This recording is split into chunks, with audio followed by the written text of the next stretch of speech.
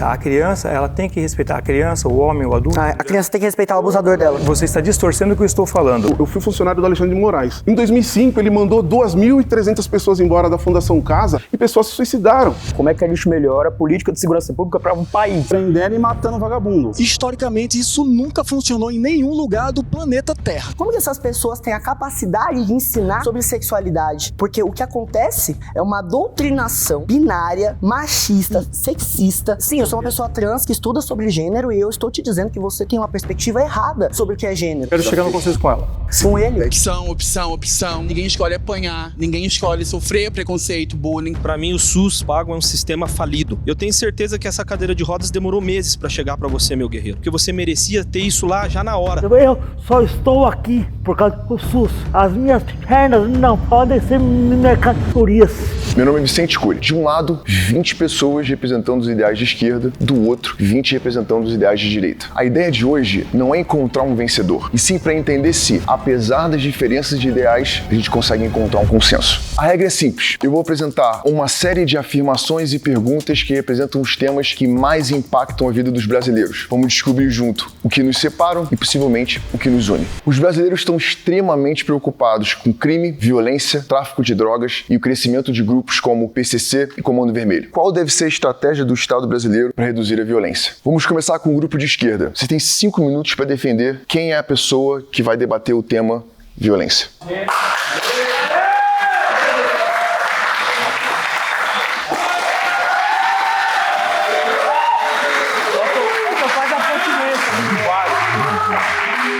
Caio e Pedro, vocês têm 10 minutos para encontrar o consenso. Bem, Caio, eu acho que, em especial no estado que eu hoje vivo, apesar de ser cearense, e também no estado do Ceará, a gente enfrenta no Brasil como um todo a segurança pública sendo uma peça-chave para o debate brasileiro, e acho que uma das principais questões, né? A gente sente isso na pele, a gente sente isso nos jornais, e eu acho que é uma parte importante de colocar um pouco de lucidez, sair da superfície do que tem tido hoje em dia em relação a isso, né, irmão? Eu acho que um ponto principal que existe de convergência, eu acho, é o fortalecimento da formação da tropa, né? Das tropas como um todo. Isso pode parecer muito lógico, mas infelizmente não é o que a gente vê na realidade sendo feita ao longo do tempo. Quando a maioria dos governos entende a segurança pública ou o trabalhador da segurança mais como mais um, mais dois, como algo de número e não na qualidade daquele indivíduo, apesar dele ter uma responsabilidade imensa que é portar uma arma e garantir segurança pública, garantir a permanência do Estado. E acho que o principal que falta é ter essa concepção da matança, não sei, da banalização da segurança pública sem olhar para a ocupação do espaço. Eu particularmente acho que não é uma questão da gente estar pró-ladrão, contra-ladrão, porque isso é bestializar o debate, mas como é que a gente coloca um pouco mais de inteligência em como fazer essa segurança pública, de modo a, inclusive, defender a segurança da tropa, defender a segurança de um cara que é visto como um trabalhador da segurança pública. Na sua visão, a polícia mata muito hoje? A gente tentando puxar um fio. Irmão, acho que sim. Os números do Brasil dizem isso, né? Que a polícia não é o que eu acho. A gente tem dado informativo dizendo isso. Eu acredito que a polícia mata o tanto quanto é necessário. Mas é um perigo a gente fazer política pública em todo do que a gente acha, entende? Política pública que funciona hoje em dia. O policial, ele não age, ele não sai da casa dele para matar ninguém. Claro, irmão. Claro. Nenhum policial faz isso. Concordo. Né? Então, se o policial teve que fazer uso da arma de fogo dele de alguma forma, foi porque a vida dele estava em risco, ou a vida de um outro cidadão estava em risco. Então, se aquela pessoa evoluiu a óbito devido a essa intervenção policial, pode ter certeza que não foi Tudo bem, irmão, só que o a vontade do policial é o indivíduo. Eu não quero responsabilizar o indivíduo quando a pergunta é como é que a gente melhora a política de segurança pública para um país. Sim, prendendo e matando vagabundo. É simples isso. Irmão, se fosse tão simples, está faltando ter resposta. Então, por que não está funcionando essa bestializar essa frase? Eu sou filho de um policial militar. Certo. Eu não acho que policial militar sai para matar a gente. Agora sai com muito medo de morrer.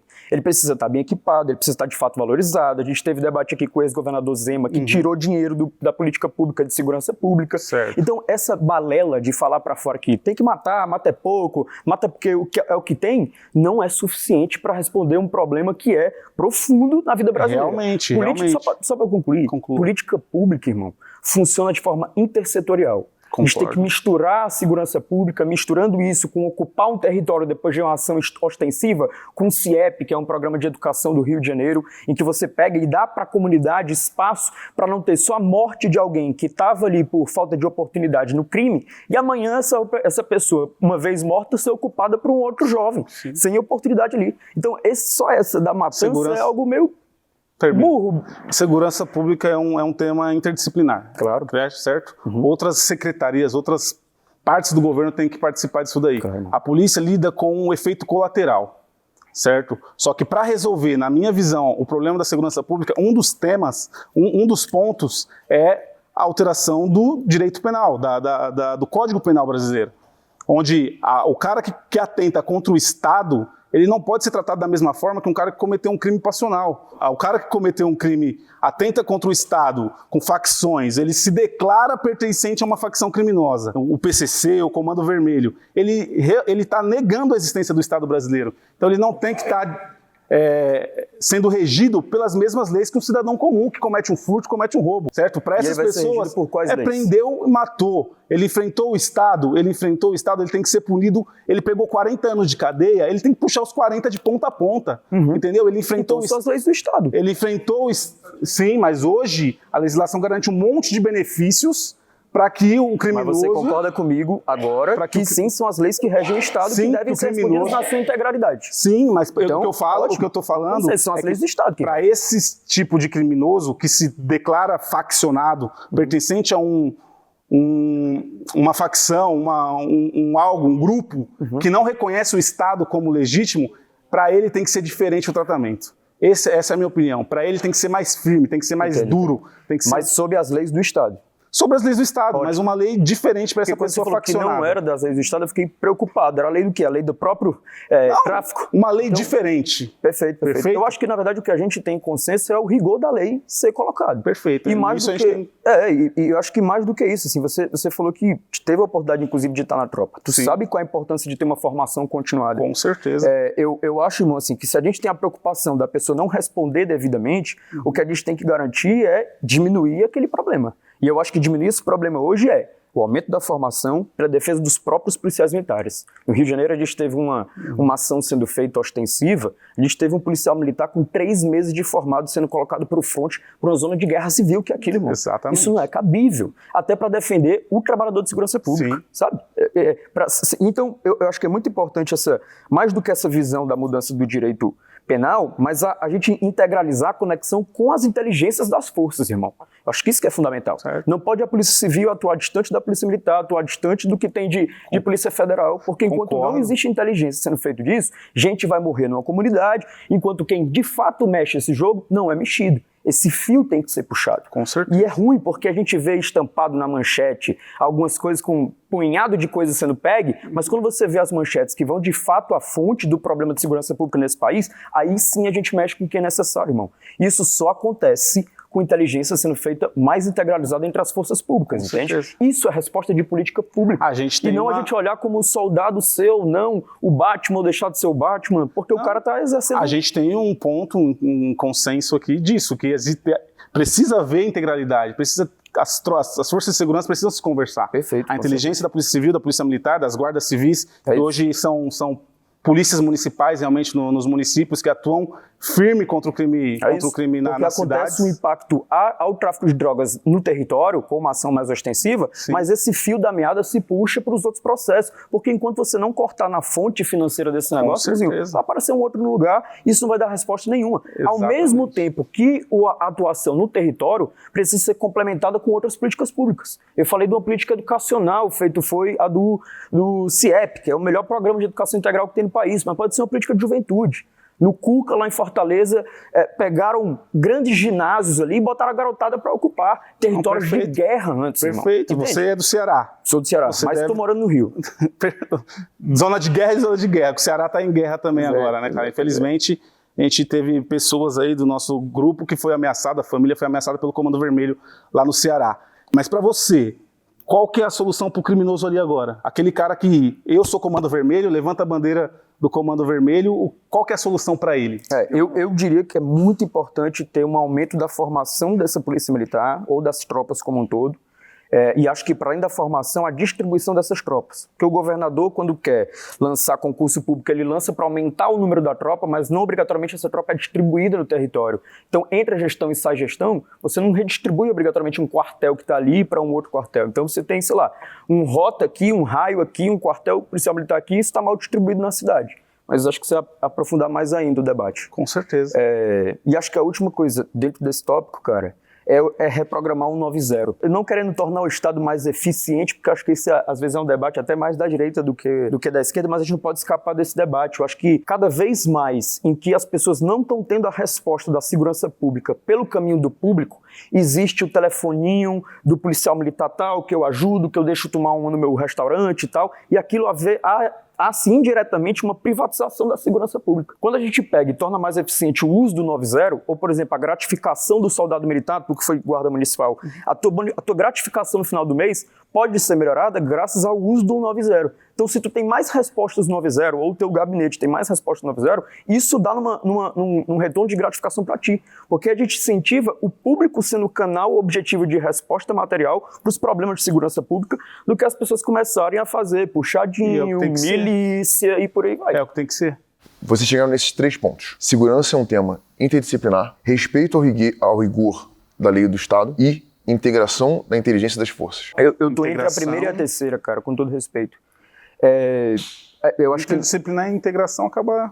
porque assim, eu aciono com a segurança pública, mas eu ocupo com outras governanças, né? Educação, juventude. Eu acho que a principal é a 3 no mundo de hoje. Para dar alguma mudança estruturante para a segurança pública do Brasil, eu acho que é a 3. Tem que integralizar a inteligência, sabe?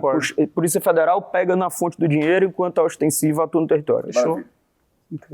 Para o tema segurança pública e violência, o consenso foi integração da inteligência das forças. Quem de esquerda concorda com esse consenso? Levanta a mão, por favor. Bem alto para a gente poder contabilizar. Quem discorda do consenso deles? Eu discordo desse consenso como assim principal medida para resolver a segurança, porque eu acho que tem um desequilíbrio muito grande. Um foco muito grande nas ações ostensivas, militarizadas, de combate a pessoas que são do baixíssimo escalão do crime, e não há o mesmo investimento em combater a lavagem de dinheiro nos bancos, e a lavagem de dinheiro em lojas de fachada. É o dinheiro que gira. O soldado que está na rua, ele está em risco com armas compradas com esse dinheiro que foi lavado. As pessoas principais do crime, para cortar a cabeça da serpente, elas moram em Alphaville. Mas elas moram em condomínio fechado. Esse é o ponto. Então, sabe... A gente chega na integração. Não. Esse é o ponto. Mas não é só integrar as inteligências das forças. É isso para pegar no fio de onde vem o dinheiro. Não, mas eu discordo que essa formulação leva a isso. Eu não acho que está contemplado. Eu acho que há sim uma necessidade de desmilitarizar a ação, principalmente. Eu acho que esse é o ponto mais importante para melhorar a segurança pública. Eu não consigo me lembrar, assim, historicamente, de nenhuma situação em que uma medida que corrobora exatamente com a ideia que ele falou.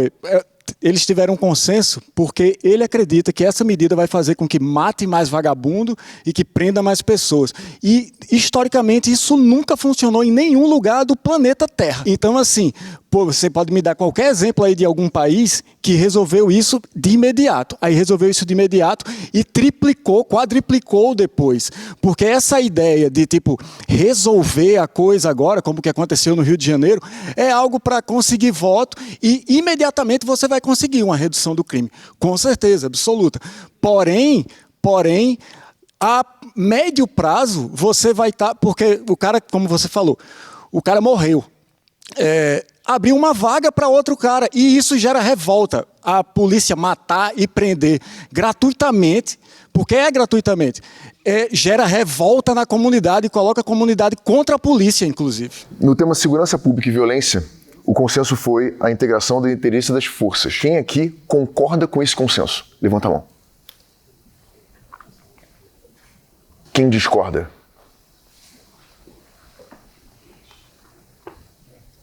A resolução não está tão ruim, mas eu acho que para o enfrentamento do crime organizado, em específico, tanto o PCC quanto o Comando Vermelho e outras organizações criminosas, eu acho que é melhor o enfrentamento com a identificação do que eles verdadeiramente são, ou seja, classificação como terrorismo, o que eles fazem, as facções criminosas ameaçando a população de periferia para resistir a enfrentamentos policiais.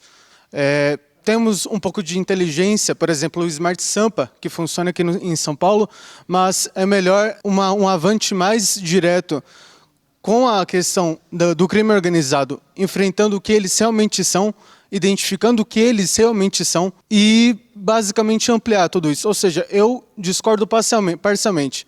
Concordo na resolução, mas eu acho que deveria deixar mais ostensivo esse movimento. Paciência, tudo bem? Prazer.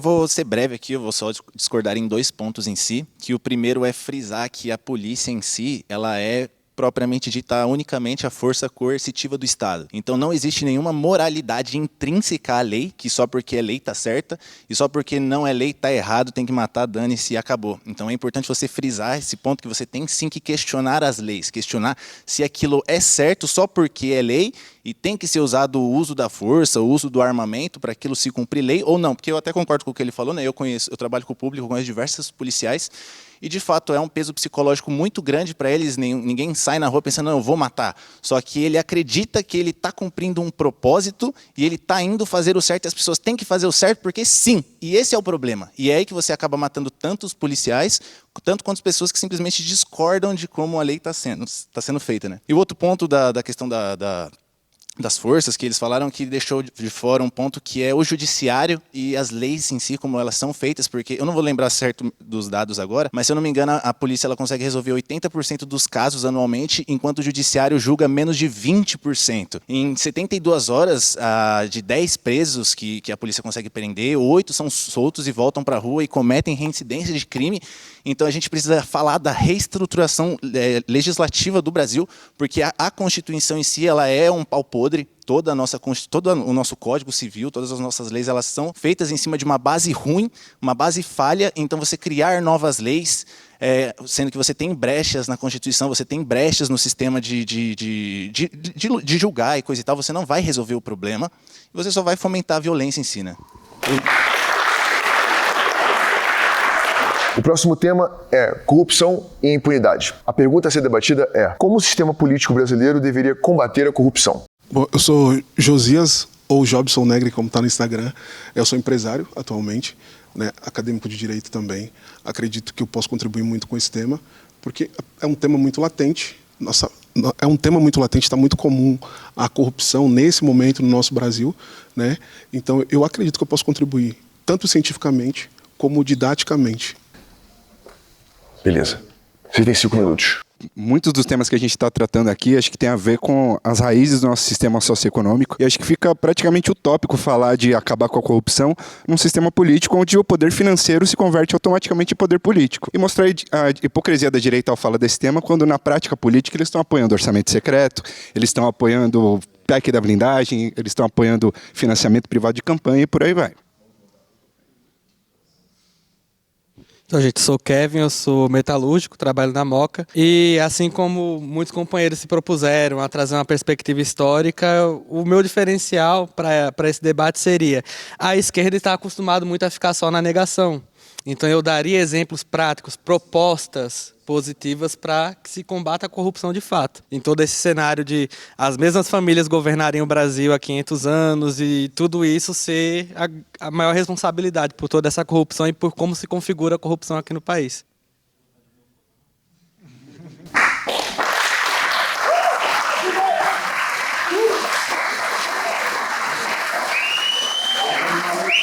Então, o Jobson e o Jimmy vão debater o tema corrupção e impunidade. A pergunta que vocês vão debater em 10 minutos é: como o sistema político brasileiro deveria combater a corrupção? Eu queria aproveitar esse tema, que é um tema muito amplo e passa por, inclusive, vários assuntos que a gente está falando aqui, desde o primeiro tema, crime organizado, enfim. Tudo isso acontece porque existe corrupção em diversos âmbitos, né? Tanto no poder público quanto no poder privado, que às vezes muita gente esquece de falar, mas na verdade a corrupção se trata entre uma relação promíscua entre essas duas esferas de poder, né? E trazer para uma questão mais estrutural de lembrar que a gente não está falando isso num contexto neutro, né? A gente tem um contexto que é um sistema socioeconômico, político, que é um sistema majoritariamente de direita, né? O capitalismo é o que vigora no mundo, na maioria dos países, independente das suas diferenças. E uma das características, para além de moralismos e de idealizações, que a gente vê na prática mesmo, o que acontece no dia a dia, e acho que qualquer pessoa com o mínimo de honestidade vai concordar, é que a gente vê um sistema que permite um acúmulo ilimitado de poder financeiro nas mãos de poucas pessoas, e na prática esse acúmulo de poder financeiro ele se converte automaticamente em poder político. O que eu estou querendo dizer é que quem tem dinheiro na prática, a gente vê todo dia está acima da lei, desde o cara de Porsche que atropela por aí, até o cara que compra juiz, dono de banco, etc. Enquanto muitas vezes as pessoas mais pobres, né, a gente tem mais de 1/3 aí de presos esperando julgamento até hoje. Então a corrupção na prática ela acontece desde aí a gente pode pensar no sistema eleitoral antes dos políticos chegarem lá, um sistema privado onde o dinheiro fala mais alto também na hora de escolher quem vai estar representando. Já é uma distorção, já é uma corrupção na raiz. Depois a relação das empresas que vão estar tendo seus interesses representados, não o empresário em geral, né, mas aqueles poucos e que acumulam muito, tem o seu poder de lobby, que na prática é corrupção, muitas vezes legalizada, mas eu considero uma corrupção também, a maneira como esse lobby acontece. E depois, quando os casos vão para a justiça, etc., a gente vê isso acontecendo. Então, se a gente não conseguir discutir as raízes disso, fica difícil falar de corrupção. E na própria prática política da direita, eu vejo uma incoerência, assim, em que muitas vezes se levanta a bandeira anticorrupção, mas além de não questionar essa questão estrutural e essas raízes da corrupção, que ao meu ver está no poder financeiro, tem um poder ilimitado, na prática política os deputados que se dizem de direita, né, as bancadas da direita no Congresso do Brasil, já que a gente está falando sobre o Brasil, estão votando leis como o PEC da impunidade, como orçamento secreto para uso não transparente do recurso público e por aí vai, né? Inclusive, desculpa, só para finalizar, conseguiram corromper o próprio processo de combate à corrupção, que foi a Lava Jato, que depois a gente viu que aconteceu ali, juiz combinando sentença com o promotor, enfim. Não estou falando que não tinham corruptos ali para serem julgados, mas o jeito que fizeram foi um desperdício, inclusive, da oportunidade. Isso. Eu acho que tudo que você falou, você realmente acredita mesmo, de verdade, de fato. Então você acredita que existe um problema e a corrupção ela é um cancro fagedênico que assola o Brasil há alguns anos, desde muito antes até da nossa consciência, né? Mas o que eu acho que como deveria ser tratado a corrupção é com firmeza e contundência. Como assim? Vou explicar. Se você falou que tem que discutir o início, uma origem, né? Hoje em dia, a impunidade que a gente viu nos últimos anos no Brasil, por exemplo, faz com que tudo que a gente acredita foro de que o crime é errado, que roubar merenda escolar é errado, que ser corrupto é feio. Não, tudo isso foi sancionado, legalizado, com o próprio presidente Lula, que é o presidente atual. Nós vimos pessoas dizerem nitidamente, os próprios parceiros, os próprios comparsas dele, porque organização criminosa é comparsa, é parceiro, não é político, não é trabalhador ali não é. Né? Ali você teve o maior esquema de corrupção do planeta, né? E por uma canetada de um juiz que esse mesmo juiz outrora havia condenado, porque o Lula foi condenado em 3 instâncias. Então, o que acontece aí? Para que haja uma severidade, primeiro ponto é político corrupto tem que ser preso. Político corrupto não pode se reeleger. E aí, o maior problema de tudo é que quando o Supremo... Vou fazer um paralelo aqui. Eu não sei se eu posso falar isso, depois vocês cortam se não puder falar. Eu trabalhei eu fui funcionário do Alexandre de Moraes, entendeu? E ele sempre foi histriônico, né? Em 2005 ele mandou 2.300 pessoas embora da Fundação Casa e pessoas se suicidaram. Ele sempre foi histriônico. Entende? E, obviamente, hoje, quando eu vejo que você querendo combater corrupção e você não fala contra isso de forma contundente, porque às vezes é um viés da sua bandeira, do seu presidente, né? O meu presidente também, porque o Lula, ele é presidente do Brasil, tá? Então, quando você não luta contra isso e você aceita isso, negando que houve um fato contente, porque eu consigo falar de qualquer pessoa de direita se ela for corrupta. Teve corrupção no governo Bolsonaro? Só curiosidade. Assim. Eu acredito que teve. Você acha que não teve? Não, eu tenho certeza. Entendeu? Sim. Essa é a nossa diferença. Eu também não nego nós de direita, as pessoas de direita, elas não têm problema em assumir os erros e querer melhorar e evoluir. Sim, não mas- tem problema algum. Não, meu amigo, ó, se toda pessoa de direita fosse com você, no geral é respeitar a direita muito mais. Até pela capacidade de estar tendo um diálogo civilizado, acho que nem Perfeito. sempre isso é possível. Mas concordo com você que a gente tem que ter um rigor maior em relação a políticos corruptos. Corrupção em geral, mas especialmente quem está lá em cargo público, né, representando o povo. E concordo com você também que ninguém tem que estar passando pano pro seu lado. Que o que bate em Chico tem que bater em Francisco. E eu não estou aqui no papel de fazer advogado de instituições ou de políticos, mas pelo contrário, eu estou querendo não negar que teve corrupção em governos do PT, assim como teve corrupção em todos os outros governos, e isso acontece não à toa, não é puramente por uma questão moral, de que as pessoas deram azar de escolher as pessoas erradas para estarem lá. É porque é uma questão estrutural, onde, na prática, se você não sujar as mãos, você não joga o jogo. Então, e eu não estou falando isso para justificar a corrupção. Eu gostei do que você mas falou. É pra gente pensar de forma mais profunda como conseguir combater. Gostei, vamos pegar de uma forma profunda. Isso daí a gente já é um consenso. A estrutura do Brasil politicamente, ela é feita para dar errado. É o capitalismo, concordo. Não é sobre capitalismo, é sobre estruturação. Né? O que acaba estruturando, inclusive, o funcionamento das instituições, a relação de produção, etc. Não é sobre relação, sobre essas bases. Não é sobre relação de produção, não é sobre relação de produção. Então, fazer um governo de esquerda, a gente já está indo nadar na contramão, já é mais difícil. Sabe por que o governo de esquerda não daria certo? Porque em nenhum lugar do mundo deu certo. Então aqui não vai dar. O que dá certo, assim, só para ter uma ideia? Dá certo, não. Sabe? Só para entender o que você quer dizer com dar certo. Eu posso falar o que é dar certo. Por exemplo, quando você pega a história do presidente atual, por exemplo, né, e quando você vê toda a estruturação dele, ele tinha um plano muito bem arquitetado. Ele tinha uma ideia e ele falou, eu vou fazer isso. Você está falando do governo do PT. Mas eles atuam dentro dos limites do capitalismo, certo? Desculpa. O governo, seja qual for eleito no Brasil até hoje, a gente nunca teve uma revolução socialista, que uma troca de regime de fato. Então, todos os governos, se dizem de esquerda, de direita, de centro, eles operam dentro dessa lógica estrutural, que é o capitalismo, que é de onde eu estou falando que parte a corrupção. Até onde eu estou entendendo, o consenso de vocês navega em político criminoso não pode se reeleger e não pode seguir impunes. Esse é o consenso que querem encaminhar? Dentro do tempo, tem alguma outra pauta que você... Eu acho que... Não, esse é um consenso real. Uhum. Né? Agora que surgiu essa pergunta que eu acho pertinente e eu acho interessante.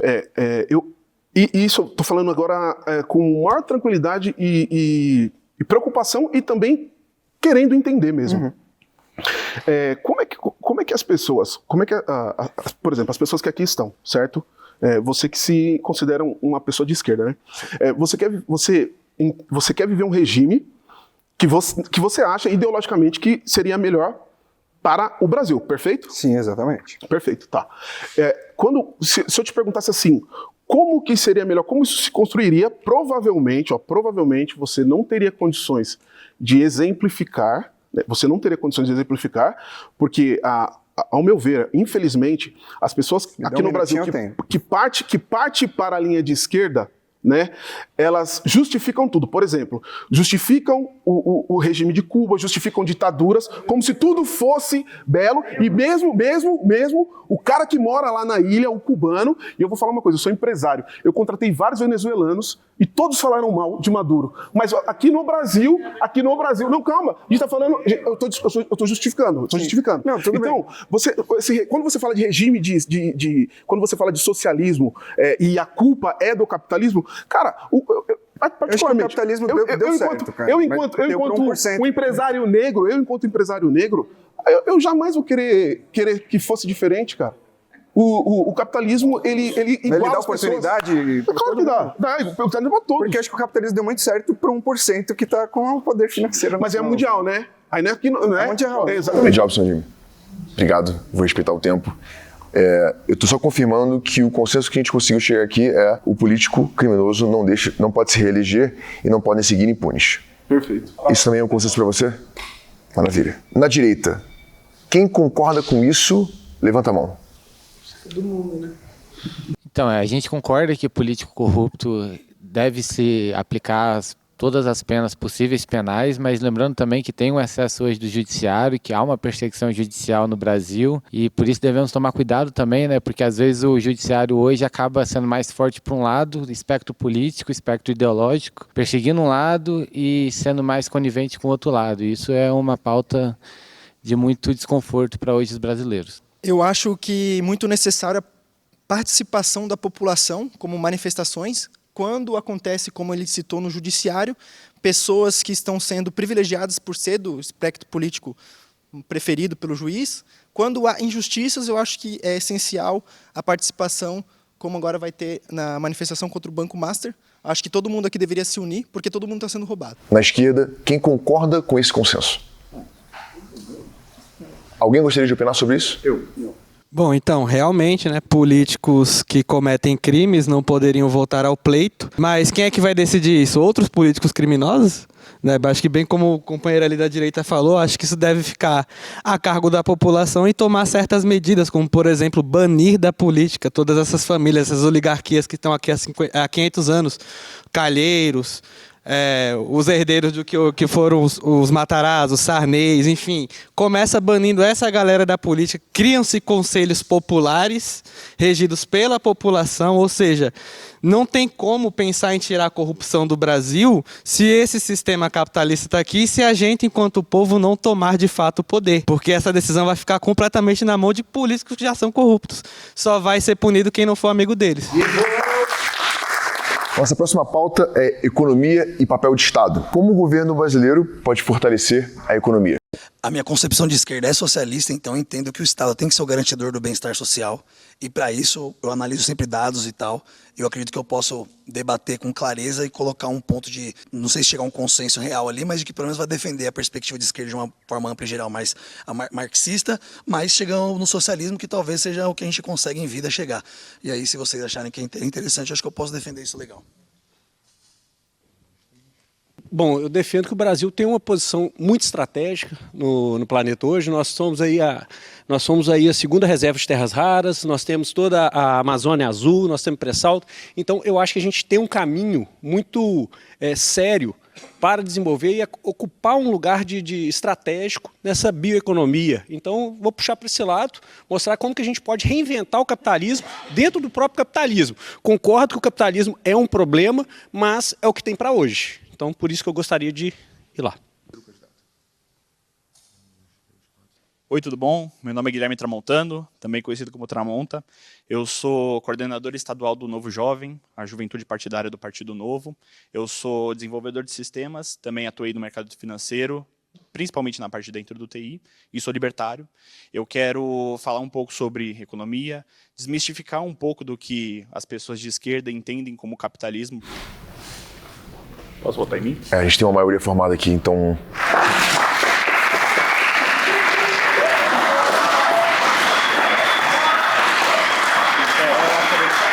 Dentro do tema economia e papel de Estado, o Denis e o Tramonta vão debater em 10 minutos como o governo brasileiro pode fortalecer a economia. Qual é o seu critério?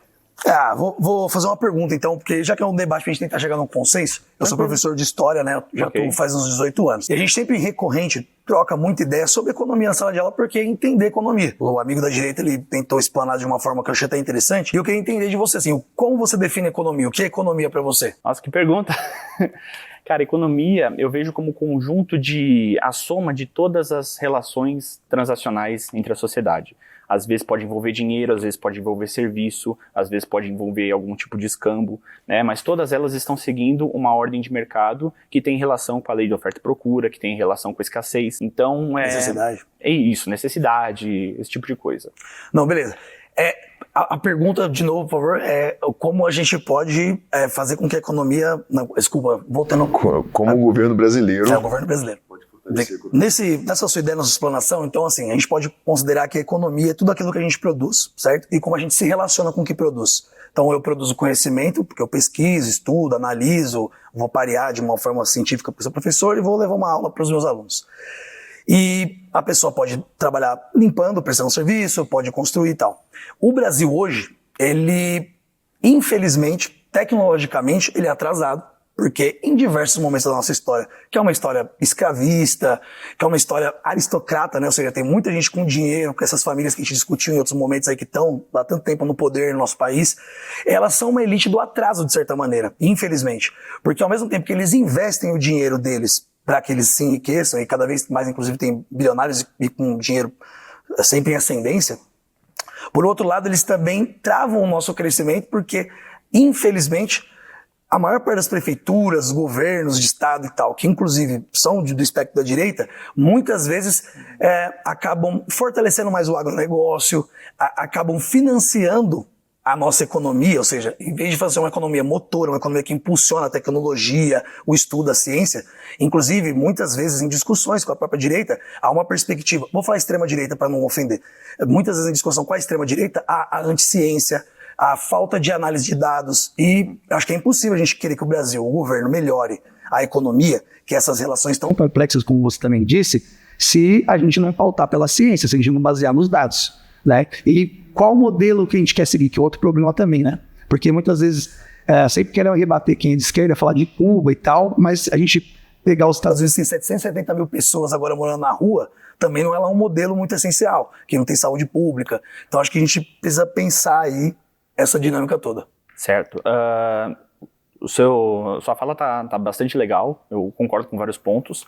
É uma coisa complexa, a economia não é uma coisa, não é elementar, né? Apesar de as interações que compõem as práticas econômicas serem muito simples, quando você junta todas elas, você tem uma complexidade muito grande que emerge disso. Né? Mas a gente consegue inferir tendências com relação a olhando ao redor do mundo, ao redor do tempo, né, ao longo do tempo, quais práticas levam a mais prosperidade, mais diminuição de pobreza, mais acesso a recursos e quais levam a mais escassez, né? E o tema, a exploração de mão de obra para você, por exemplo, é um problema? Então, é porque essa palavra exploração, ela carrega consigo um significado, que nem sempre a mão de obra é exploratória. Certo? Então, quando uma relação de trabalho ela é consensual, ela não é exploratória. Ela pode ser precária, mas exploratória não é. Se o consenso for eu passando fome e eu não tenho nada, para mim metade é o dobro. Mas aí, vamos além. Por que você não tem nada? Porque a gente tem um sistema de governança que muitas vezes não favorece a criação de novos empregos e de possibilidades dignas. Exatamente. Aí você pegou criação de novos empregos. Certo. E você só consegue gerar novos empregos se você tiver empresas grandes ou numerosas, geralmente uma combinação dos dois. Você tem que ter bastante empresas e essas empresas não podem só empregar uma ou duas pessoas. Não são empresas. A gente pode até usar um termo que vocês gostam de fazer, que é empreendimento. Pode ser. Porque, por exemplo, o pequeno agricultor ele não é uma empresa, mas ele produz muito pra gente. Agora, vamos lá. Como é que o governo brasileiro trata quem quer empreender? Com esse monte de encargo, com esse monte de burocracia. Não é à toa que está acontecendo aqui no Brasil um fenômeno chamado pejutização, que é as relações de trabalho que estão se tornando cada vez mais informais por conta de todo esse aparato estatal que está querendo sufocar o empreendedor, tirando condições dele e deixando cada vez mais complicado. E aí vem a parte que a esquerda fala, que tem grandes empresas que esse fator interessa a elas, né? Que tem uma burocratização da relação de trabalho, porque essas grandes empresas, elas têm condições de arcar com essa burocracia, elas têm condições de arcar com o custo de você prover mais um direito trabalhista, de você prover, por exemplo, alguma comodidade dentro da empresa. Isso elimina a concorrência. Então, mas você está concordando comigo que os grandes monopólios são um problema. Então, o corporativismo é um problema que é uma doença do capitalismo. Não, poxa, sabe qual que é o problema? Todos os livros de história dizem o contrário. É porque quando no Enem você repetir, hein? Eu sou professor de história, tenho certeza. Não, no Enem eu respondo o que eles querem que eu responda. Não, mas tá vendo? Não, já passei federal. Mas aí que tá o ponto. Mas a base de dados estatísticos, eu tô te falando por dados agora. A gente não pode também ser leviano, é uma discussão séria. Quando a gente pega estatisticamente, historicamente, o capitalismo é quem causou isso, como fenômeno. Até porque ninguém escreveu um livro sobre o capitalismo. Os liberais, como Adam Smith, Keynes, entre outros, né, tem Moisés, tem outros que a gente pode denominar nessa mesma ala, vão, de certa forma, ser gurus do capitalismo. Tem uma fala muito, bem enfática do Adam Smith, que ele fala tudo para mim, nada para os outros, quando ele quer condensar lá sobre a questão da concentração de riqueza. E ele percebe que isso vai ficando evidente, porque no liberalismo vai criando essas que a gente chama de contradições, Que aí é uma contradição de classe. Porque, ó, você como empreendedor, sonhador, eu sou um empreendedor, que eu quero construir minhas coisas, eu quero fazer, e eu concordo com você com a burocratização. Inclusive, pode ter um consenso. Só que essa burocratização do Estado, a gente tem que tomar cuidado para onde a gente quer que ela exista ou não. Porque o trabalhador mais fraco também, ele não pode ser penalizado, porque ele precisa dessa lei para garantir um trabalho não exploratório, não escravizante. Então, e o Brasil tem grandes problemas com a escravidão moderna, inclusive. Deixa eu fazer uma pergunta para vocês dois. Ok. Vocês estão caminhando para possíveis dois consensos. Ou a criação de novos empregos através de empreendimentos com menos burocracia, foi um dos pontos, ou grandes monopólios são um problema. O resto do tempo caminharia para qual desses dois consensos? Posso falar e você fala? Só uma coisa, um ponto. Todo mundo gosta de dar exemplos, né, mano? Então, eu acho que é importante citar exemplos que estão dando certo, mas não pegar exemplo achando que o Brasil vai se tornar aquele lugar. Nossa cultura é uma. Tem apesar de eu ser um autor marxista, chama Florestan Fernandes, mas ele vai pegar o marxismo aí, as concepções ali, e ele vai falar que a gente precisa olhar para o Brasil e construir dentro dessa obra uma ideia brasileira. Então, eu até estava conversando com os outros amigos aí, companheiros e tal, inclusive da direita, que a gente precisa, na verdade, nessa construção, pensar em quais modelos. Aí eu vou falar do chinês rapidamente. Por quê? No modelo chinês atual, o Estado, ele está operante e ele domina todas as relações de comércio e tal. Inclusive até as terras, quase todas são de propriedade do Estado. Praticamente 96% da propriedade privada de terra, falando de terra, tá? E entre 90% e 96% tem casa própria, que é outro dado, mas o ponto é, o Estado operando em cima, certo? Ele permitiu que muitos bilionários, inclusive, ascendessem, que eu acho que todo mundo que é de direita acha interessante, que tenha muitos bilionários e tal, e tem enriquecimento. Só que, ao mesmo tempo, protegeu os trabalhadores e permitiu esse empreendedorismo que você falou. Mas não foi afrouxando as leis, foram criando leis convictas que, para eles, fazem sentido, que é aí que eu quero fazer um adendo, que eles são taoístas, outra cultura, e aí a gente precisa arranjar o nosso modelo, que é aí que tá. Será que é afrouxar as leis? Eu não sei se é afrouxar, talvez não seja construir, de fato, leis que vão garantir esse empreendedor que você falou, e que também garante esse trabalhador que ele está precarizado, porque o corporativismo é um dado histórico, ele existe. É porque os dois eram relacionados ao fim dos monopólios e menos burocracia, certo? Isso. Então, os dois, na verdade, eles estão relacionados em um só, que é a interferência estatal na economia. Tá. Quando a gente fala de interferência estatal, a gente está falando de criar obstáculos, criar empecilhos para que trocas aconteçam, trocas voluntárias. E isso a gente vê no mundo inteiro que isso daí gera uma maior escassez, em maior e menor nível.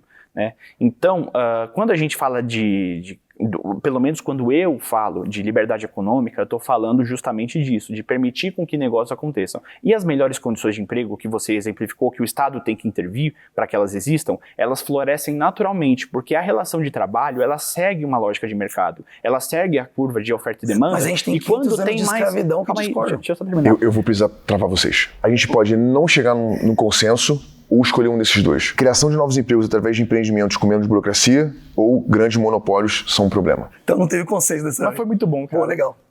Obrigado. O Denis acredita que a solução seria grandes monopólios são um problema e o Tramonta que a criação de novos empregos através de empreendimentos com menos burocracia. Quem acredita na pauta do Denis, grandes monopólios são um problema, levanta a mão.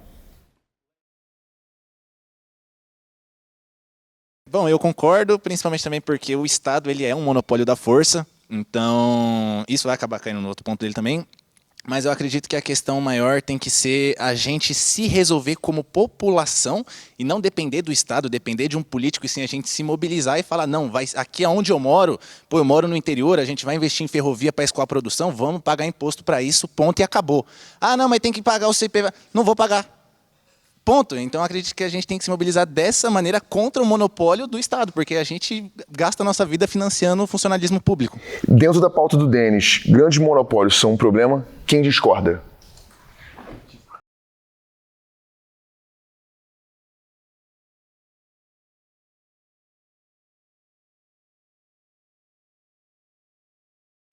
Eu discordo.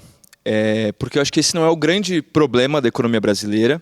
E acho que, inclusive, existem alguns monopólios naturais que o Brasil precisa explorar e retomar a estatização deles, como, por exemplo, a Petrobras, que vem sendo desmontada. É um monopólio que pode ser natural, ou também da energia, da eletricidade, da água e por aí vai. Então, acho que o monopólio não é um problema. Uma pergunta também para todos, tá? Dentro da pauta do Tramonta, criação de novos empregos através de empreendimentos com menos burocracia, quem concorda?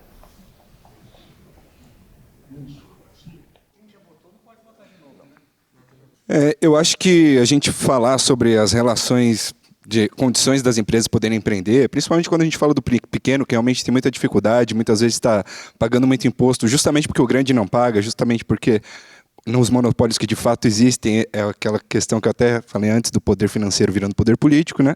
Mas para além do papel do setor privado no desenvolvimento do país, acho que faltou falar um pouco do papel do setor público como indutor e motor do desenvolvimento nacional. E isso a gente pode ver pelo mundo afora, que esse consenso neoliberal que veio desde o consenso de Washington, ali fim da Segunda Guerra, que aplicou austeridade fiscal, na verdade impôs austeridade fiscal, grandes privatizações e tudo, mundo afora. Os Estados Unidos impôs isso, mas curiosamente não seguiu a própria cartilha, né?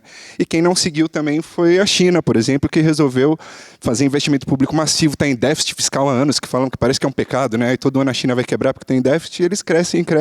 E os Estados Unidos, que foi quem impôs a austeridade fiscal e a diminuição do Estado e o foco no desenvolvimento através do privado, na prática eles faziam o contrário, né? Também é um país que se desenvolveu essa economia, mesmo que com os contornos de desigualdade de capitalismo deles, conseguiram desenvolver a partir de muito investimento público em ciência, tecnologia. Então, acho que é inegável pela prática do mundo real no último século, tanto olhando para um exemplo do Partido Comunista como na China, ou com a meca do desenvolvimento capitalista dos próprios Estados Unidos, nenhum dos dois aplicou essa falácia de austeridade, né? Eles impõem isso para os países da periferia do capitalismo como nós continuarem subdesenvolvidos e dependentes nessa lógica de submissão ao grande capital que vem de fora. Uma pergunta também para todos sobre a pauta do Tramonta, quem discorda? Quem discorda que a criação de novos empregos através de empreendimentos com menos burocracia. Na verdade, é só um adendo. Eu creio que o Brasil ele precisa de uma reforma tributária e cobrar menos imposto no consumo para aliviar principalmente o bolso do mais pobre. Só isso. Nossa próxima pauta é educação e ideologia. As pessoas vão debater qual deve ser o limite da ideologia de gênero e educação sexual nas escolas. Eu gostaria de debater esse tema porque eu acredito que, como muitos aqui, eu sou pai de família, tenho meu filho, tenho filha, e, na minha opinião, a escola, a faculdade, ela deve passar para os alunos, no caso, realmente o que eles foram lá para estudar, geografia, história, matemática, e que esses tipos de conceitos deveriam ser tratados em casa, seja a pessoa de esquerda, de direita, se a pessoa achar que o filho deve ou não seguir um outro gênero, mas isso deveria ser tratado em casa e não imposto pela escola, onde nós mandamos os nossos filhos lá para estudar questões acadêmicas e não ideológicas. Meu nome é Tauá Alencar, eu passei minha vida inteira no colegial, estudando em escola pública e vi de todo tipo de ideologia sendo aplicada, de coisas que até o diabo se espantaria. Então acho que eu tenho um aprofundamento sobre ideologia de gênero, o que pode ser aplicado nas escolas, o que não deve, e eu gostaria de me posicionar para defender esse tipo de debate aqui. Bom, gente, eu me chamo Júpiter, eu sou uma pessoa transmasculina não binária, eu atuo também em projetos educacionais, não apenas com hip hop, com oficinas e construção também de atividades, mas também já atuei dentro do ensino público com oficinas e também dando aula de empreendedorismo e outras coisas, então já estive dentro das escolas. Além disso, minha companheira é uma pessoa que trabalha ativamente na escola, né? Ela é educadora e eu tenho aí alguns argumentos já prontos para falar sobre não só a permanência das pessoas LGBT no sistema educacional, mas como o ensino de educação sexual nas escolas ele é importante para prevenir abuso e para a gente poder construir uma sociedade com menos violência de gênero.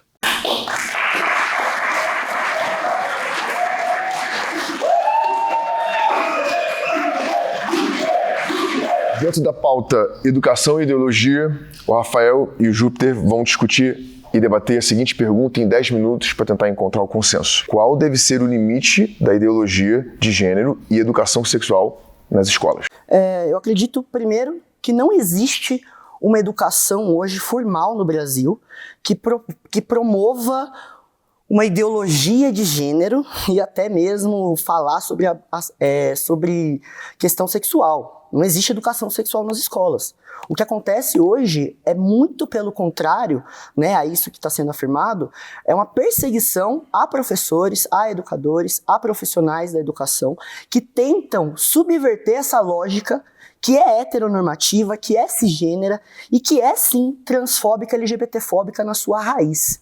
Porque a gente tem um país que hoje ele ainda é reflexo de uma colonização que aconteceu desde 1500, que foi a catequização dos povos originários que estavam aqui, que foi a afirmação de que só existe homem e mulher através de Adão e Eva, que tenta forjar isso numa biologia binária, que tenta forjar isso numa ciência que exclui corpos e identidades diversas que sempre existiram, e que hoje a gente tem, na verdade, uma falha na comunicação para lidar com abuso sexual, para lidar com sexualidade, identidade de gênero, porque tem um monte de jovem, de adolescente perdido nessas questões, que não encontra acolhimento dentro de casa e que nas escolas ainda sofre com discriminação, com bullying, com violência e não tem para onde correr quando se fala desses assuntos.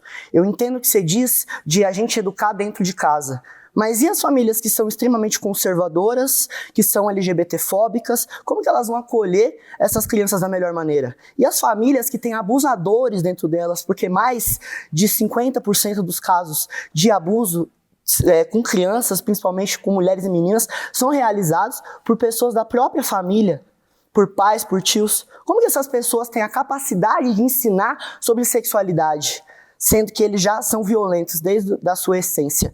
Porque o que acontece, na verdade, é uma doutrinação binária, machista, sexista, LGBTfóbica, que a gente não tem a autoridade para falar disso na sala de aula.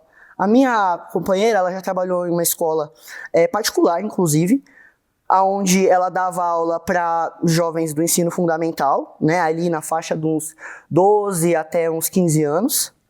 E esses jovens já tinham suas identidades ali, já tinham a compreensão do que gosta ou que não gosta, porque nessa fase está sendo desenvolvido ali o lobo frontal da identidade.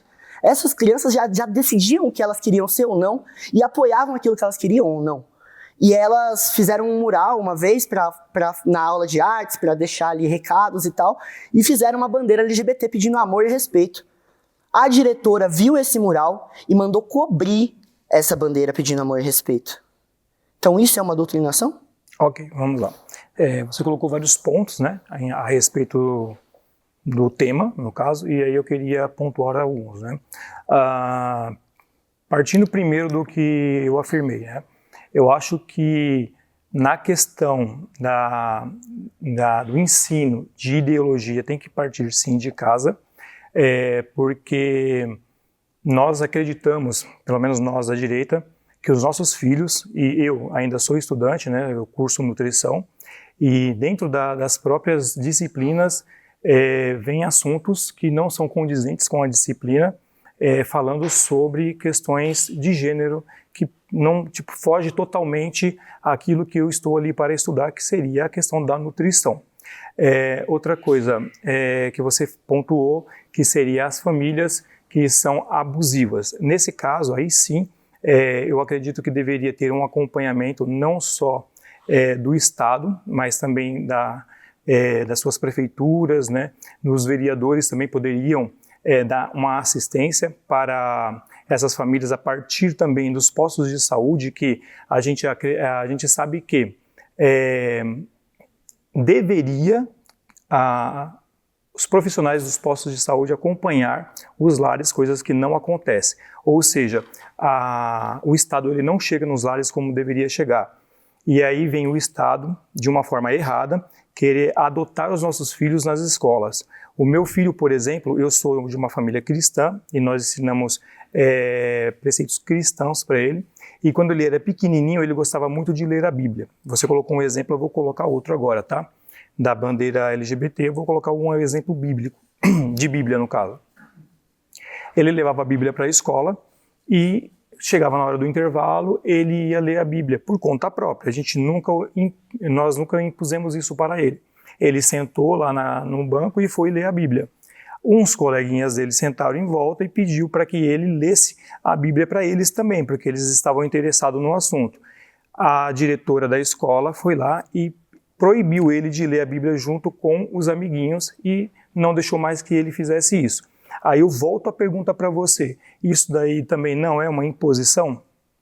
Então, a questão é que a escola ela tem o dever junto do Estado, né, quando a gente fala de escolas estatais, principalmente, de seguir a sua laicidade, ou seja, a escola Exatamente. Se é laica. É laico, aí eu entro no seu ponto. Tá? Aí que tá. Nós vivemos num Estado laico. Sim. Então, se o meu filho ele não pode ler a Bíblia na escola, por que então ele pode ser ensinado que o menino pode ser menina ou que a menina pode ser menino? Eu não sou contra, eu tenho amigos e amigas, tá? Eu não tenho nenhum tipo de preconceito, nem com questão de LGBT, Entendo. até porque só que é o seguinte, ninguém te ensinou sobre o que é ser uma pessoa trans, porque você ainda acha que é ser menino e ser menino que quer ser menina e menino que quer ser menino. Posso concluir? Não, eu entendo a o que gente você tem tá que chegar dizendo. no consenso, concorda Eu comigo? entendi o que você está dizendo, só que tá errado. Não, então, aí depende do seu ponto de vista do que é errado, né? Sim, eu sou uma pessoa trans que estuda sobre gênero e eu estou te dizendo que você tem uma perspectiva errada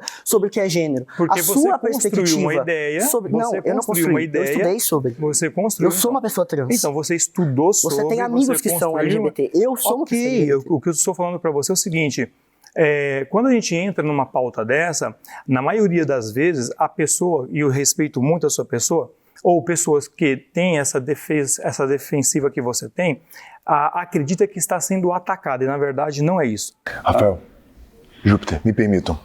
A pergunta é: qual deve ser o limite da ideologia nas escolas? E o consenso que existe aqui, ele não está próximo de responder essa pergunta, porque eu entendi que vocês concordaram em casos de famílias abusivas, o Estado deveria intervir. Só que qual é o limite? A gente tem pouco tempo para poder entender se vocês vão conseguir encontrar um consenso sobre o limite. Eu vou pôr a minha resposta quanto ao limite. Eu acredito que a escola deve ensinar que a criança deve respeitar todos e a todas, homem, mulher, adulto, criança, seja ele de qualquer raça, credo, tem que respeitar. A criança, ela tem que respeitar a criança, o homem, o adulto. A criança tem que respeitar o abusador dela. O mundo tem que respeitar. A criança tem que respeitar o abusador dela. Não, tem que respeitar o ser humano. A pessoa, ela tem que... escuta, você está distorcendo o que eu estou falando. Você é contra ensinar uma criança que ela deve respeitar todo e qualquer um? Mas falar sobre a educação sexual é sobre respeito também. Então, tem que respeitar independente da opção da pessoa. Não, mas a questão é sobre qual é o respeito. Esse é o limite. Para mim, eu não acho que uma professora ou um professor, ou seja, um reitor de uma faculdade, venha dizer para uma criança, tá, que como você mesmo falou, ainda está em formação, né? A sua mente ainda não se formou, aí vem e ilude essa criança. Eu posso... Deixa eu concluir. Não, eu entendo, só que você demora muito a concluir. Eu posso concluir? Deixa eu concluir. Eu concluo e você fala. Eu escutei você falar quase 5 minutos. Por favor. A criança sai da casa dela, criança, 5, 6, 7 anos, vai para a escola e ali ela é ensinada que ela pode viver do outro lado, ou seja, eu sou um menino e eu posso optar por ser menina. Eu vou ter que te interromper pelo seguinte. Eu estou entendendo que vocês não estão entrando no consenso. Eu posso só responder? Eu vou te pedir um favor. Por favor. Porque a frase dele, que eu vou levar para o público, é a seguinte: a escola deve respeitar a todos, independente da opção. Não, é que deve ensinar a criança a respeitar a todos. Ensinar a criança a respeitar a todos, independente da opção. Exatamente. Qual seria o teu posicionamento? A questão é que a escola não está ensinando isso. Justamente porque tem gente que está sendo contra o ensino de educação sexual nas escolas. As escolas têm que fazer o ensino de educação sexual para falar sobre as diferenças de sexualidade que existe, para falar sobre diferentes identidades de gênero, porque se estivesse ensinando isso que você está falando, não teria 80%, não teria 80% de evasão escolar de pessoas trans do ensino. Então, aí que está. Então, agora eu quero chegar no consenso com ele. Eu vou precisar... Quero chegar no consenso com ela. Posso? Você tem 10 segundos. Desculpa, perdão. Tá, eu quero chegar num consenso com você. Posso? Posso chegar no consenso com você? Qual é o seu consenso? Tá? Vamos lá. Que você falou que na escola não está ensinando isso, o respeito.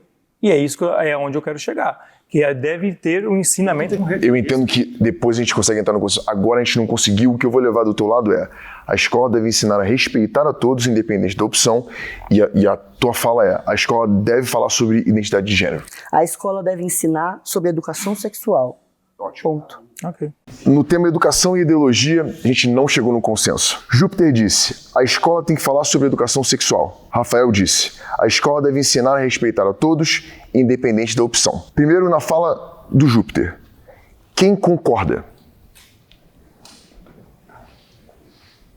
Bom, eu concordo com o Júpiter, a escola de fato precisa ensinar educação sexual. Porque dessa forma a criança entende, por exemplo, uma criança bem menor, quando ela realmente está sendo abusada, quando está sendo tocada de forma indevida. No entanto, a gente tem que entender o que é essa educação sexual, né? Mas de fato eu concordo, porque de fato é importante, senão ela não vai ser capaz de reconhecer isso. Quem discorda? É aberto para todos votarem. Quem discorda? Dentro da fala do Rafael, quem concorda?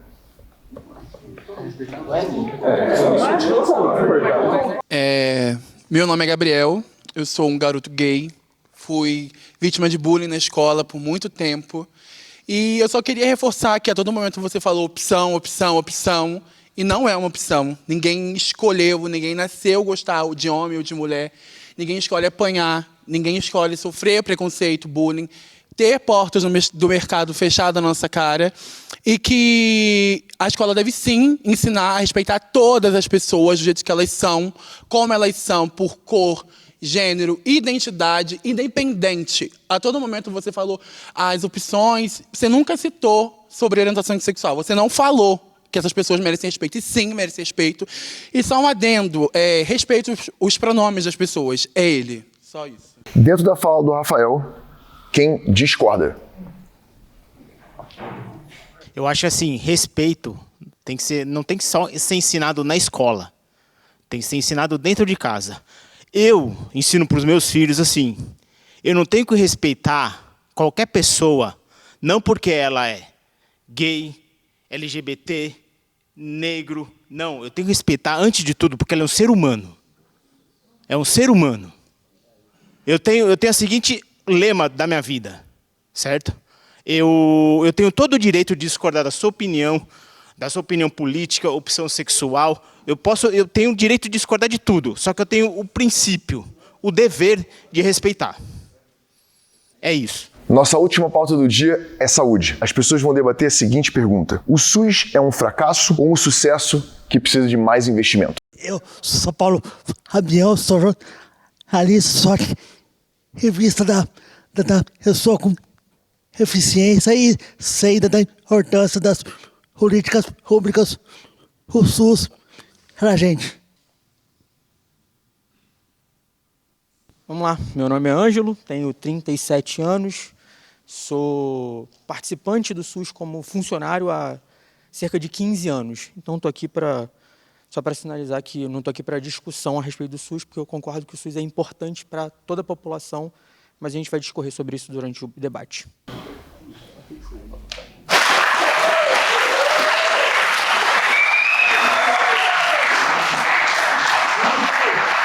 Então, dentro do tema saúde, o Paulo e o Ângelo vão debater a seguinte pergunta e chegar em um consenso, possivelmente 10 minutos. O SUS é um fracasso ou um sucesso que precisa de mais investimento? Bom, primeiramente, saúde não pode ser mercadoria de forma alguma. Você não pode dar saúde para quem pode pagar e não dar saúde para quem não pode pagar. Saúde não pode ser mercadoria. E quando nós falamos de saúde, nós não estamos falando só de consulta médica, de hospital. Por exemplo, eu só estou aqui por causa do SUS, porque o SUS fornece cadeiras de roda, roleta, andadores. Então, assim, eu não poderia pagar essa cadeira que eu estou usando, porque cadeira de roda as minhas pernas não podem ser mercadorias.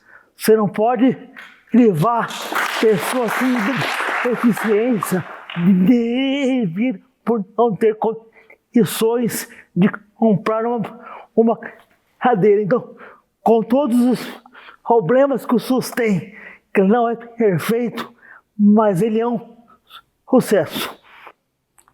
Eu concordo 90%, talvez 100% da sua frase. Acho que é difícil não concordar com grande parte da sua frase.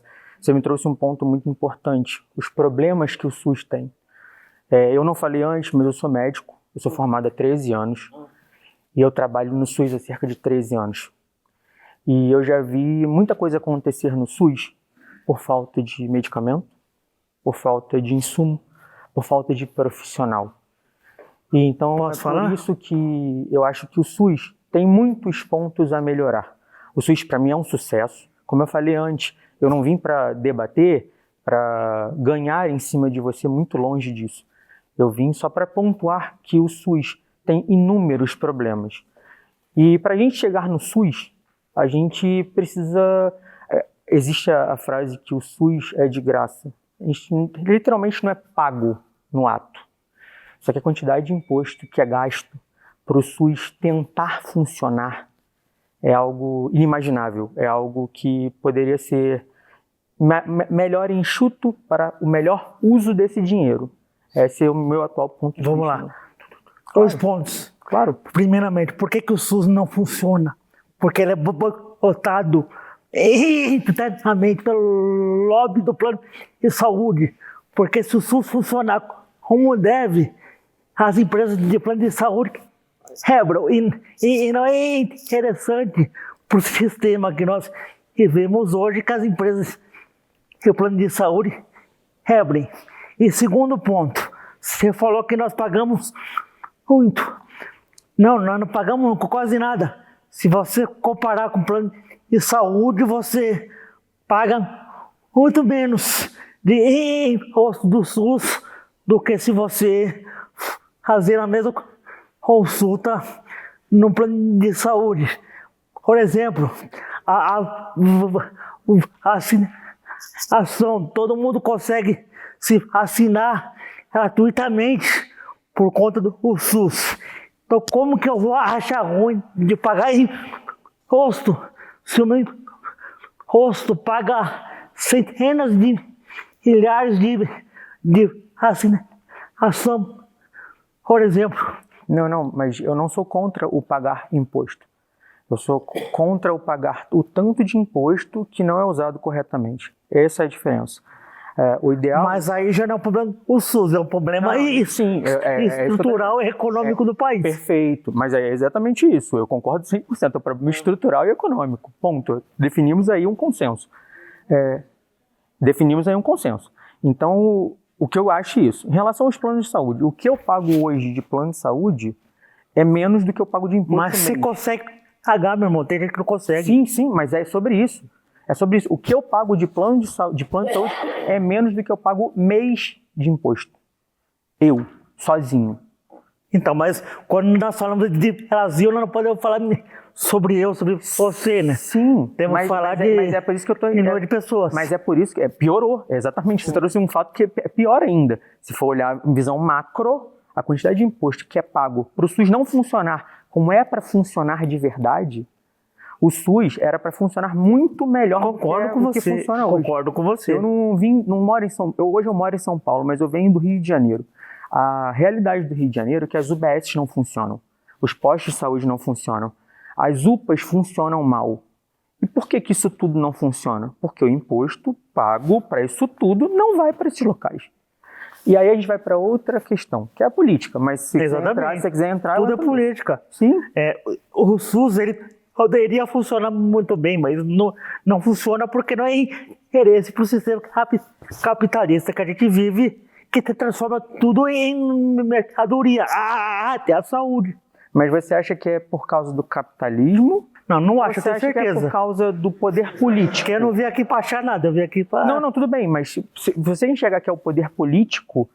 Tá tudo ligado, irmão. Mas porque quem comanda o país hoje é um partido de esquerda. Tudo bem, mas como o nosso amigo falou, pode vir o Fidel Castro ser presidente do país, mas nós vivemos no sistema capitalista, não interessa aqui do figura A, figura B.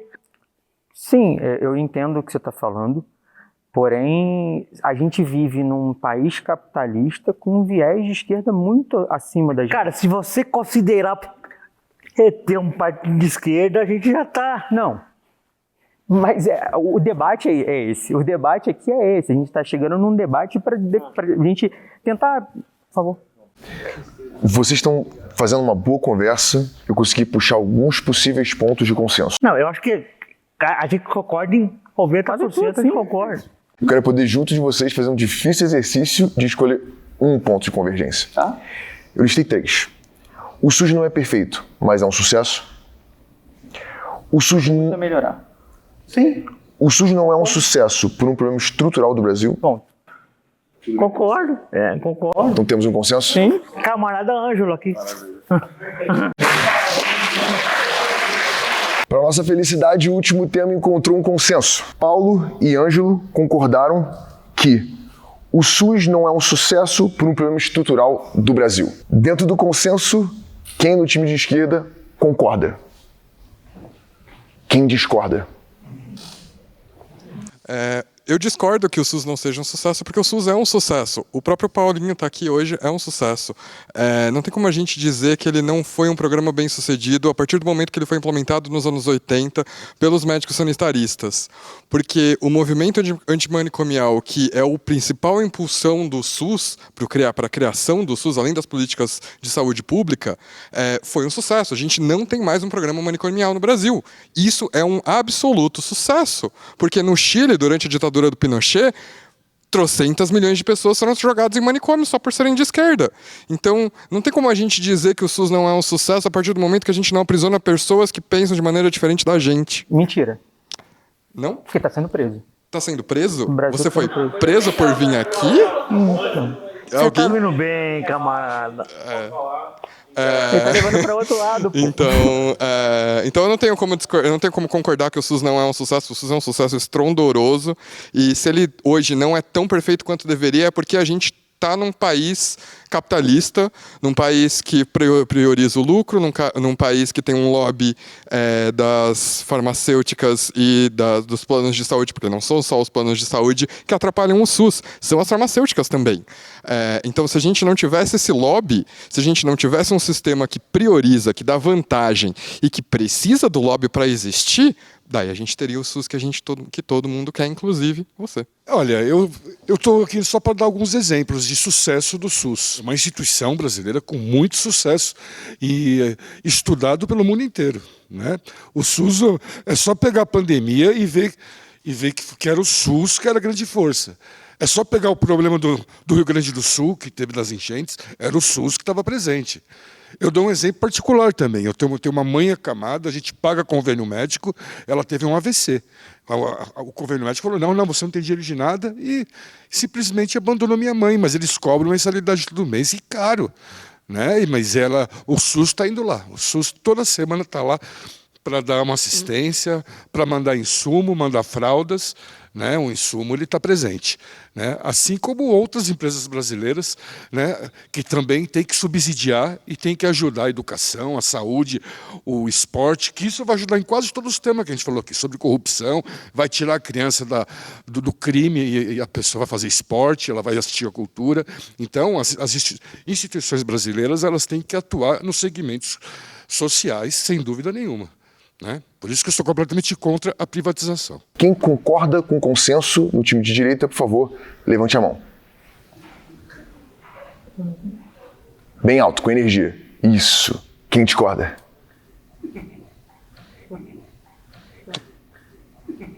Bom, boa noite, eu sou o Vinícius.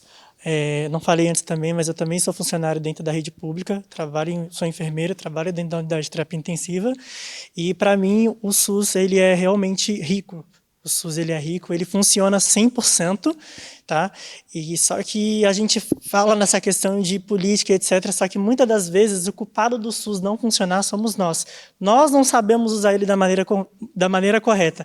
Às vezes, nós falamos, a questão, entra na questão de demora de consulta, não sei o que lá, e o médico demora para atender, não tem consulta aberta. Mas, espera aí, será que nós, como cidadãos, nós estamos usando ele da maneira correta? Não adianta a gente falar que a culpa é do político A, do governo A, sabendo que nós não sabemos utilizar ele. Talvez se nós utilizarmos o SUS da maneira correta, ele vai funcionar. Como já funciona. Talvez tenha um problema um ou outro, mas é um sistema que, graças a Deus, nós temos tudo na mão. Talvez, por exemplo, tem tratamentos que, se você for analisar no particular, você ia pagar caríssimo. Mas dentro do SUS, nós temos isso gratuitamente. Só que, eu volto a repetir, o SUS ele funciona, só que nós, como cidadãos, devemos fazer a nossa parte e usar ele de maneira correta. Meu nome é Paulo Queluz e, para mim, o SUS, pelo tanto de imposto que eu pago, é um sistema falido. O Paulo é um guerreiro, porque ele paga imposto desde quando ele nasceu. Desde quando ele começou o primeiro choro, ele paga imposto. Eu tenho certeza que essa cadeira de rodas demorou meses para chegar para você, meu guerreiro. Sabe por quê? Porque você merecia ter isso lá já na hora, pronto. E não ter que passar por um aperto, como eu já tive familiar meu, de esperar 6 meses, 8 meses por um atendimento no SUS. Pelo tanto de impostos que nós todos aqui pagamos, o SUS é um sistema falido.